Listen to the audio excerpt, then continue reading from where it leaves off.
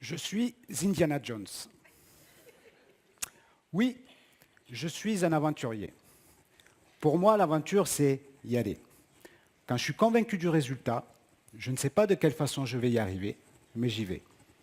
Mon challenge aujourd'hui, c'est faire en sorte que nous puissions devenir le principal concurrent d'Amazon.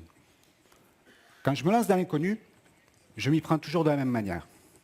D'abord, me planter, me gaufrer, rater, re-rater, bref, tester. Parce que dans le test, il n'y a pas d'échec.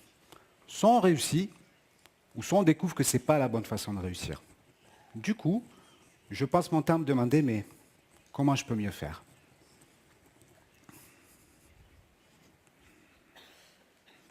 Aujourd'hui, je suis la Dow Jones de l'informatique. Je teste de nouvelles technologies pour toujours être en avance. J'imagine de nouvelles façons de faire, mais surtout, j'aime faire simple.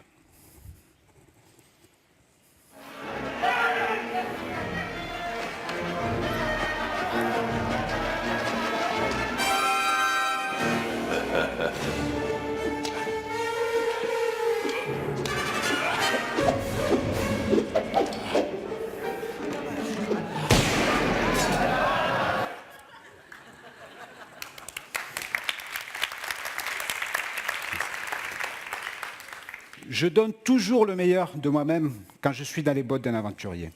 Par contre, lorsque je me sens enfermé, cadré, là j'ai peur. Peur de mal faire. Peur de ne surtout pas réussir les figures imposées que l'on attend de moi. L'inconnu m'attire, le cadre, lui, me fait peur. Oui, parce que le cadre, lui, m'a fait mal. Je fais partie de ces 2% de cancres à qui à l'école on disait « mais qu'est-ce que l'on va bien pouvoir faire de toi ?» Dès l'école maternelle, je rate, je me plante, je teste. Quand je suis assis à ma table, qu'on me demande de dessiner des carrés, de suivre les pointillés, mais de ne surtout pas dépasser, ben moi, je fais des ronds.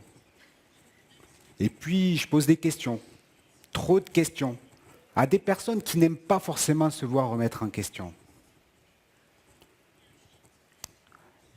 L'école, chaque prof finissait par se demander « mais qu'est-ce que l'on va bien pouvoir faire de lui ?» Leur solution? M'isoler. L'école disait au petit aventurier que j'étais « il n'y a qu'une seule bonne réponse et qu'une seule façon d'y arriver, y compris sur la manière de tenir mon crayon. Je suis gaucher. » Et je me souviens, Madame Vergne, cette folle d'ailleurs, elle m'a appris à tenir le crayon de la main droite, de la bonne façon, mais surtout à coups de bâton. À 14 ans, je suis placé dans un foyer de protection de l'enfance, la Landelle. La première chose à laquelle je suis confronté, c'est la violence.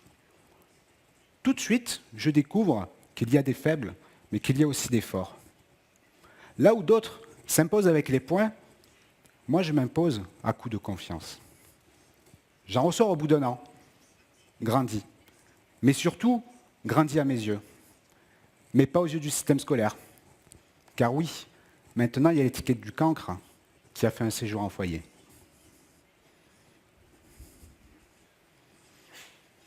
Je ne sais pas si le regard très pessimiste des adultes a eu un incident sur moi à ce moment-là. En tout cas, je leur ai donné raison. J'étais un échec scolaire complet. Échec scolaire, donc conseiller d'orientation. Conseiller d'orientation, la question qui tue, mais qu'est-ce qu'on va faire de toi?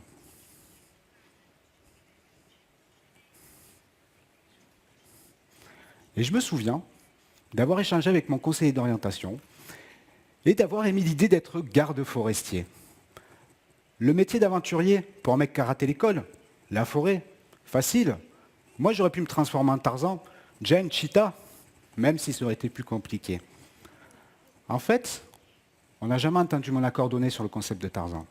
J'ai découvert à la rentrée suivante que j'étais inscrit d'office en école d'apprentissage. Cette fois-ci, on sait ce que l'on va faire de moi.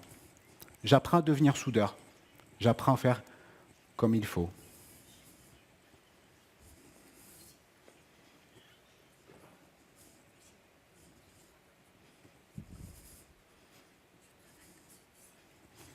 Et je travaille dans une usine pendant 5 ans, où tous les matins, en me réveillant, je me dis, mais en fait, Cédric, ça ne te plaît pas? Alors, je me suis posé la question.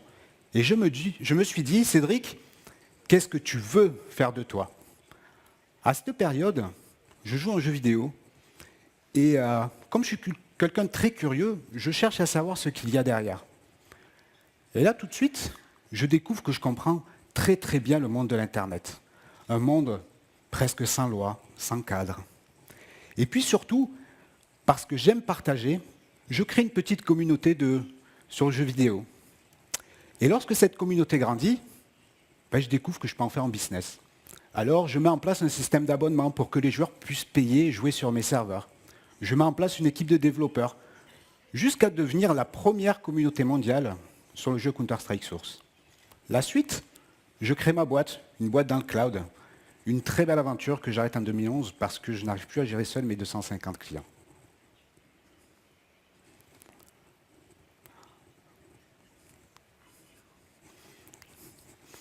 Merci. Et puis, un jour, j'arrive chez ADO, par la petite porte, celle des prestataires de services. Et là, tout de suite, je me sens à l'aise. Je sens que l'on me fait confiance, que l'on m'écoute. Et un jour, un collaborateur d'ADO me dit « Cédric, tu ne pourras jamais travailler chez ADO parce que tu n'as pas fait d'école d'ingénieur. » Et là, je me suis dit « Tiens, un nouveau challenge. » Je ne vous cache pas que le process d'embauche a quand même duré 8 mois. Dans quel cas on met un informaticien qui n'a que dans sa poche un CAP de soudeur métallier? Mais ADO m'a dit oui. C'est ça la confiance. Aujourd'hui, je m'occupe de l'hébergement des sites internet DBU. Je me vois comme un vecteur d'accélération. Pas quelqu'un qui impose les choses, mais surtout pas quelqu'un qui impose un cadre. C'est comme ça que je crée la confiance. Il y a un autre domaine de ma vie dans lequel je me vois comme un vecteur d'accélération, c'est avec les jeunes de mon quartier. Des jeunes qui sont souvent tagués jeunes difficiles. Dans leurs yeux, je suis le Steve Jobs de mon quartier. J'incarne la réussite. Alors, je m'applique à aller les voir et à incarner le possible. Et je leur dis, regardez-moi, moi aujourd'hui, qui n'ai qu'un CAP soudeur métallier, j'arrive à refuser des propositions chez Google, chez Free. Et je leur dis, pardon, je fais en sorte qu'ils puissent regarder l'avenir avec la dose de confiance nécessaire pour pouvoir oser vivre leur propre aventure. Je n'ai pas eu dans ma jeunesse de personne qui m'a dit « Vas-y Cédric, c'est possible !» Je me suis construit tout seul. Les messages étaient durs. Mais plus les messages étaient durs, plus je m'appuyais dessus. Et je me disais « Je vais leur prouver qu'ils ont tort. » Je regardais mon avenir avec ma dose de confiance nécessaire pour vouloir vivre ma propre aventure. Indy, il faut te presser. Reviens vite.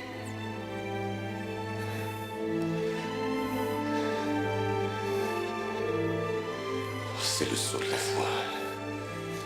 Oh, tu dois y croire, mon fils. Tu dois y croire.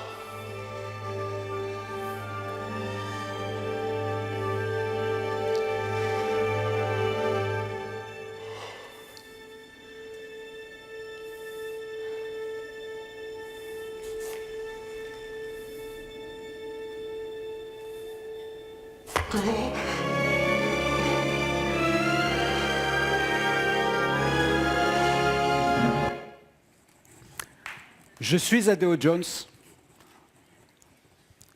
C'est devant l'inconnu que la confiance révèle mon chemin. Merci.